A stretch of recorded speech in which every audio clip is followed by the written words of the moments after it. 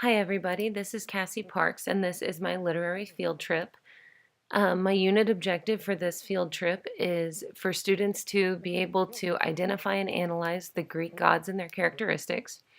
And the purpose of this field trip is to broaden students' understanding of the Greek gods and for them to see how much impact they had on today's art forms like literature and music and movies and podcasts and just art in general. We'll be doing this by using a variety of different kinds of text within the text set. And we really, within these stops, are focused on independent reading, collaborative conversation, some deep thinking, and also building up to that complex text by building up your background knowledge. So I have the first little, it's not really a first stop, but I have them kind of imagine what it would be like if they were a god and what kind of superpower they would want to have just to create a personal space for them to work in. The first stop is actually something we'll all do together, and we will watch a short little video, and they will be able to write down one little fact about each of the listed gods, and this will be good because it'll start to stimulate hopefully the interest and also help enhance the background knowledge. There's also always a place for reflection at the end of all of my stops.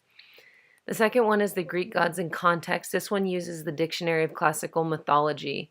So the students, that's a different type of reading. So they will literally be looking for a specific word. And also, they will be able to reflect on the words listed above once they get the definitions down to make a prediction about what they're thinking that they're going to learn during the rest of this particular field trip and unit. The third one is called Create and Observe. Using a web page, I pulled out 3 illustrations, and using the knowledge that we've already built up from the 2 previous stops, the students should be able to complete the BDA fairly easily and tell me which god it is and define the symbol and make a prediction about how they will basically use and store this information in the future for assessment purposes. Stop number 4 is a little more intense. It is a Ready, Set, Go, Whoa BDA, and they will use selected excerpts from the Iliad. And what's good about this type of BDA is, again, it allows you to call on your background knowledge and then also write down what you learned and what kind of questions that you have. So really, there's no wrong answer here, which should help move the students along as far as independent nature and independent reading and deep thinking goes. Stop 5 is testing your inner Greek. This is a really fun one. They can go to a website and complete a Greek mythology and symbols quiz.